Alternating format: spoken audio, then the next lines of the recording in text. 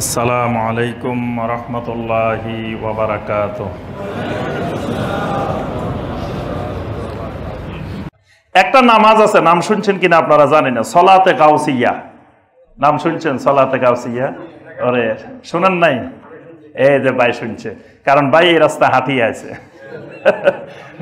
ভাই এই রাস্তায় হাঁটছে, এই জন্য এই নাম জানে, সলাতে গাউসিয়া। সলাতে গাউসিয়া শিরকি নামাজ। কি নামাজ? শিরকি নামাজ। সলাতে গাউসিয়া সিস্টেম কি জানেন? প্রথমে 2 রাকাত নামাজ পড়বেন, নামাজ পড়ি বাগদাদের দিকে 11 কদম হাঁটবেন। কয় কদম? 11 কদম বাগদাদের দিকে হাঁটবেন। হাঁটার পরে প্রত্যেক কদমে কদমে ইস্তাগীসু বিল গাউস, ওই গাউসুল আজমের কাছে, আব্দুল কাদের জিলানী রহমতুল্লাহের কাছে পরিত্রাণ চাইবেন। এই জন্য দেখবেন ওই যে একটা ওয়াজ আছে, আব্দুল কাদের জিলানী রহমতুল্লাহ খালি এক মহিলার পেটের দিকে তাকাইছে, কি হয়ে গেছে? মেয়ে ছেলে হয়ে গেছে। আরেক টাকানি যদি দিত নাকি সারা পৃথিবীর সব মেয়ে কি হয়ে যেত? ছেলে হয়ে যেত। নাউজুবিল্লাহ। কত বড় শিরকি, কুফরি, জঘন্যতম আকীদা। তারপরে দেখবেন অনেক বইতে লেখা আছে, জলে স্থলে সাগরে মহাসাগরে যেখানে বিপদে পড়ো না কেন 4 জনকে ডাক দিবা। কয়জন? এবং আমাদের দেশের বড় বড় বক্তারাও ওয়াজ করে যে 4 জনকে ডাক দিলে তুমি যেখানে ডাকবে সেখানে পাইবা। এই 4 জনকে 1 নম্বরে আব্দুল কাদের জিলানী রহমতুল্লাহ আলাইহি, ইয়া জিলানী বলে ডাক দিবা বিপদে পড়লে। তারপরে ইয়া বাদাবি, বাদাবিকে ডাক দিবা। ইয়া রাফাই, রাফাই চিনেন? রাফাই নাকি ওই যে মদিনা যাইতে চাইছে, নবী সাল্লাল্লাহু আলাইহি ওয়াসাল্লাম মানা করছে, খবরদার মদিনা আসিও না, মদিনা আসিও না। এর মদিনা যাইতে মানা করে খালি। তারপরেও সে শুনে নাই, মদিনা চলে গেছে। চলে যাওয়ার পরে যখন কবরের পাশে যাই, নবী সাল্লাল্লাহু আলাইহি ওয়াসাল্লামের শানে একটা শিরকি কবিতা পড়ছে। আল্লাহ রাসূল সাল্লাল্লাহু আলাইহি ওয়াসাল্লাম সহ্য করতে পারে না, কবর থেকে হাত বাইর করে দিয়েছে। মানে আল্লাহ রাসূল শিরকের এত পছন্দ করে যে শিরকি কবিতা শুনি, এর কবিতা শুনি সাথে সাথে হাত বাইর করে দিয়েছে। নাউজুবিল্লাহ। সে নাকি নবী সাল্লাল্লাহু আলাইহি ওয়াসাল্লামের সাথে মুসাফা করছে। করার পরে ওখানে কত লক্ষ লোকে নাকি দেখছেও। তারপরে হাতেটা আর ঢুকায় না, হে ছাড়ে না, মানে ধরছে যে আর হাতে ছাড়ে না। নাউজুবিল্লাহ। কত বড় আজগুবি শিরকি মিথ্যা কথাবার্তা। নবী সাল্লাল্লাহু আলাইহি ওয়াসাল্লামের ওফাতের পরে কোনোদিন কোন সাহাবায়ে কেরামের জন্য হাতটা বাহির করেন নাই, কোন স্ত্রীর জন্য হাত বাহির করেন নাই, কোন ইমাম আইম্মায়ে কেরাম, ইমাম আবু হানিফা রাহমাতুল্লাহির জন্য হাত বাহির করেন নাই, ইমাম শাফিঈ রাহমাতুল্লাহির জন্য হাত বাহির করেন নাই, ইমাম বুখারী রাহমাহুল্লাহর জন্য হাত বাহির করেন নাই। হাত বাহির করলে তো সবার আগে ইমাম বুখারীর জন্য বাহির করার কথা ছিল, কারণ তিনি নবী সাল্লাল্লাহু আলাইহি ওয়াসাল্লামের হাদিসের যে খেদমতটা করছেন, এই খেদমতে নবী সাল্লাল্লাহু আলাইহি ওয়াসাল্লাম খুশি হয়ে হাত বাহির করে দিতে পারতেন যদি বাহির করা যেত। অথচ এই রেফাইয়ের জন্য নাকি হাত বাহির করছেন। আবার এই কিচ্ছা কাহিনী এগুলা বাংলাদেশের মসজিদে মসজিদে তালিম হয়। তালিমের বইতে লেখা আছে যে এই মিথ্যা কিচ্ছা কাহিনী, শিরকি কিচ্ছা কাহিনীগুলা। তারপরে আপনার আরেকজন হলো বাদাবি, রাফাই, দাসুকি, আরেকজন হলো দাসুকি। এই 4 জন, মানে জিলানী, রাফাই, বাদাবি, দাসুকি, এই 4 জনের ডাক দিলে নাকি যে কোনো সময় যে কোনো জায়গায় সাড়া দিতে পারে। নাউজুবিল্লাহ। আচ্ছা, আরেকটা কিতাব আছে কাশফু ফুয়ুজ।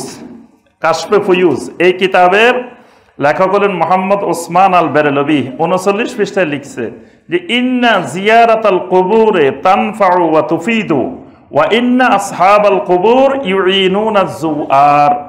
আমরা জানি কবর জিয়ারত করতে গেলে, কবর জিয়ারত যিনি করতে যান উনি তার কিছু উপকার করতে পারেন, মাইয়াতের কিছু উপকার করতে পারেন, মাইয়াতের জন্য দোয়া করেন, মাইয়াতের উপকার হয়। কিন্তু মাইয়াত কখনো তার জন্য কিছু করার ক্ষমতা নাই।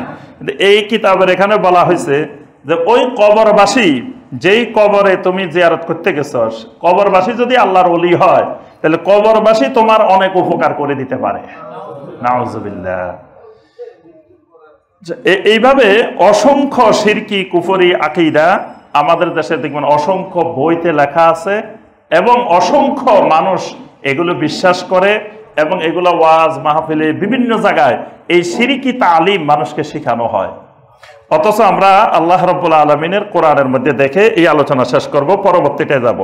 আল্লাহ রাব্বুল আলামিন সূরা আল ফাতিহার মধ্যে আমাদেরকে বারবার মুখস্থ না খালি ঠোঁটস্থ করে দিচ্ছেন। কি দিচ্ছেন? ইয়্যাকা না'বুদু ওয়া ইয়্যাকা নাস্তাঈন। বান্দা সব সময় মনে রাখবা একমাত্র ইবাদত করবা আমার, একমাত্র সাহায্য চাওয়ার দরকার হলে আমার কাছে চাইবা, আর কারো কাছে চাওয়া যাবে না।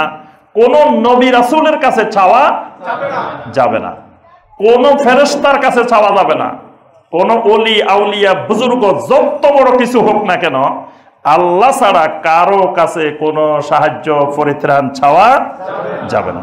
সূরা ফাতিরের 13 নম্বর আয়াতে কারিমে আল্লাহ পাক বলছেন, যালিকুমুল্লাহু রাব্বুকুম লাহুল মুলক ওয়াল্লাযীনা তাদউনা মিন দুনিহি মা ইয়ামলিকুনা মিন কিতমির। আল্লাহ রাব্বুল আলামিন বলেন, যালিকুমুল্লাহু রাব্বুকুম, তিনি হলেন আল্লাহ, রব্বুকুম, যিনি তোমাদের একমাত্র রব, তোমাদের একমাত্র রব হলেন আল্লাহ। লাহুল মুলকু, যত ক্ষমতা আছে সমস্ত ক্ষমতার একচ্ছত্র মালিকানা হইল তার, তিনি ছাড়া কারো কোনো বিন্দুমাত্র কোনো ক্ষমতা নাই। আল্লাহ রাব্বুল আলামিন ফেরেশতাদেরকে দিয়ে কাজ করান, কিন্তু ফেরেশতাদেরকে কোনো ক্ষমতা দেন না। মানুষকে দিয়ে আল্লাহ রাব্বুল আলামিন কাজও করান না, ক্ষমতাও দেন না।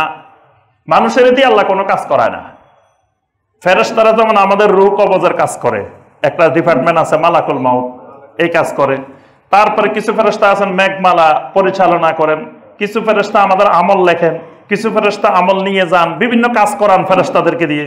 কিছু ফেরেশতা আছে 24 ঘন্টা কবরে কবরে পরীক্ষা নিতেছে, এই ডিউটির কাজে আছে না, কবরে মাইয়াতকে রাখলেই পরীক্ষা শুরু হয়েছে, সেখানে দুইজন দুইজন করে করে যাইতেছে। তাহলে এই যে ফেরেশতাদেরকে দিয়ে আল্লাহ পাক কত ডিউটি করান, কিন্তু আল্লাহ রাব্বুল আলামিন ফেরেশতাদেরকেও যাররা পরিমাণ ক্ষমতা দেন না। তাদেরকে এমন ক্ষমতা দেন নাই যে তিনি রূহ কবজ করতে আসছেন আপনার কাছে, আপনার সাথে খুব ভালো লাগছে, ওনার খুব পছন্দ হয়েছে, এই জন্য করতেছে, ভাই একটু পরে আপনার মৃত্যু আসতেছে, আমি একটু চা খাই আসি, আপনি প্রস্তুতি নেন। আপনারা সুযোগ করে দিলাম 2 মিনিট, আপনি একটু তওবা করে নেন, দোয়া দরুদ পড়ে নেন। কি এই কাজ করে ফেরেশতারা? কোন যোগাযোগ মানুষের সাথে, এক সেকেন্ড, এক আজাল, সামান্য মুহূর্ত, লা ইস্তাখিরুনা সাআতান ওয়ালা ইস্তাকদিমুন, এক মুহূর্ত আগানো না পিছানো না। আল্লাহ রাব্বুল আলামিন তাকে যেভাবে নির্দেশ দিয়েছেন সেভাবেই করেন। তাহলে ফেরেশতাদেরকে দিয়ে কাজ করান কিন্তু ক্ষমতা দেন না, আর মানুষকে দিয়ে আল্লাহ রাব্বুল আলামিন কোনো কাজও করান না, ক্ষমতাও দেন না।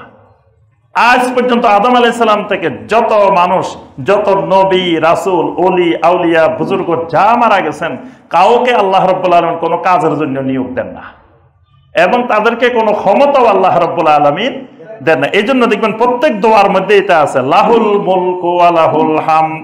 লাহুল মুলকু, সমস্ত ক্ষমতা মালিকানা একমাত্র আল্লাহর। ওয়াল্লাযীনা তাদউনা মিন দুনিহি মা ইয়ামলিকুনা মিন কিতমির। আল্লাহ ছাড়া যাদের কাছে তোমরা চাও, যাদেরকে ডাকো বিপদে পড়লে, ওই জিলানিকে ডাকো, দাসুকিকে ডাকো, তারপরে রেফাইকে ডাকো, বাদাবিকে ডাকো, আল্লাহ বলতেছেন এইরকম যাদেরকে ডাকো, মা ইয়ামলিকুনা মিন কিতমির, এরা তো কিছুর মালিক তো না, কিতমিরের মালিকও না। কিতমিরটা কি? খেজুর আছে না, খেজুরের বিচি আর খেজুর মাঝখানে একটা পাতলা পর্দা আছে, আছে না? আল্লাহ রাব্বুল আলামিন দেখেন আমাদের খাবারটা এত সুন্দর করে দিছেন যে যদি বিচিটা খেজুরের সাথে লাগে যায় তাহলে ওই খেজুরটা কেমন কেমন হয়ে যাবে।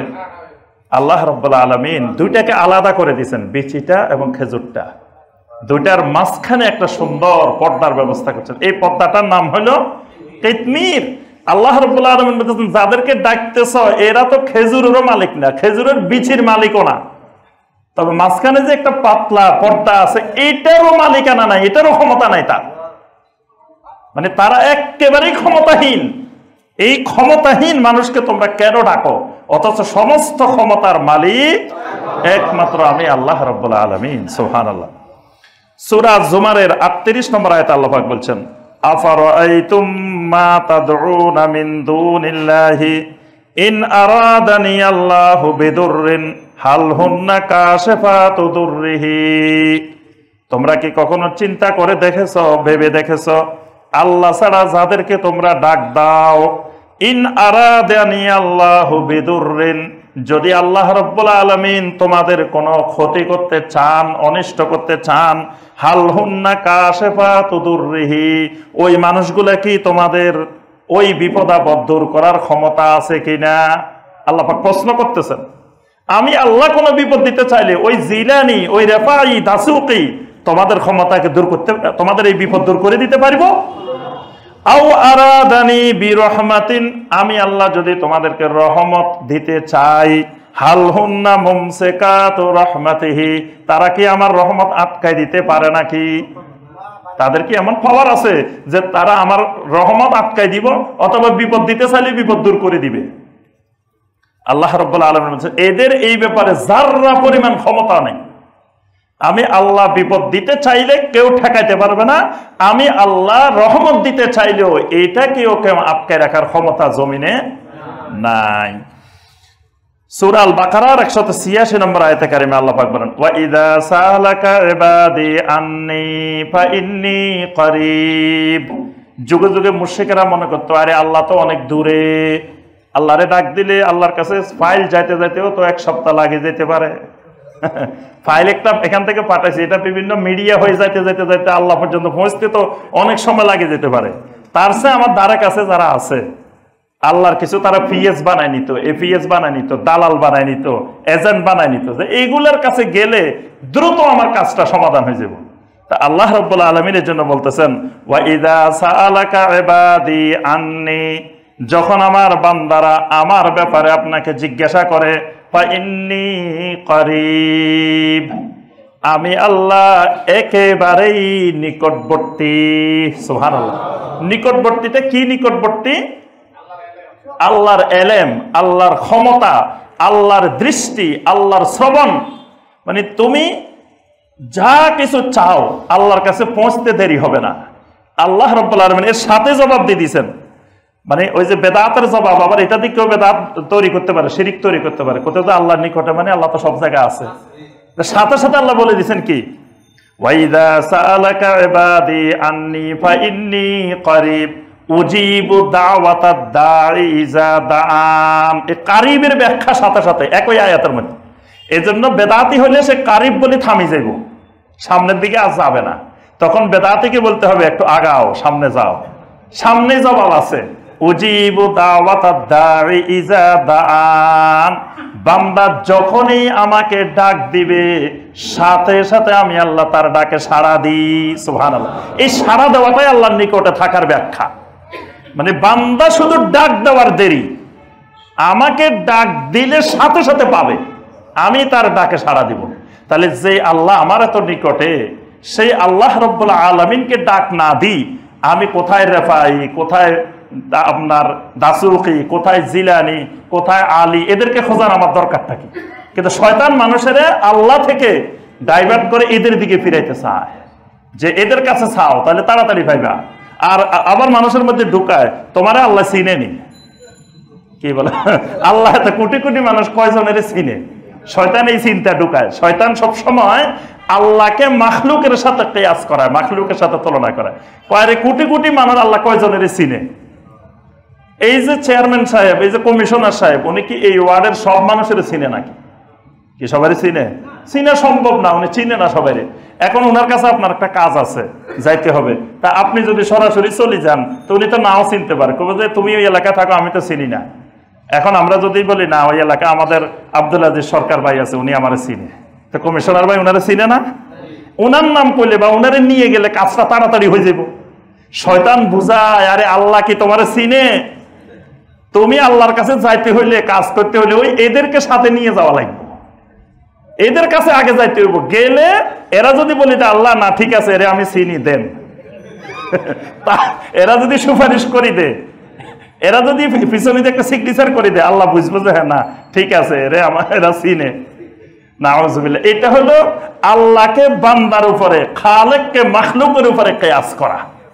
আল্লাহ রাব্বুল আলামিন আল্লাহর প্রতিটা বান্দারা এই জমিনের নিচে তাহাতা সারা পর্যন্ত একটা জাররা পরিমাণ আল্লাহর মাখলুককে আল্লাহ ভালো করে চিনেন, ভালো করে জানেন। আমাকে আপনাকে আমার 14 গোষ্ঠী আগাগোড়া সব রব্বুল আলামিন চিনেন, এবং আমার মাথা থেকে পা পর্যন্ত কি আছে না আছে এগুলো দিছে কে? আল্লাহ।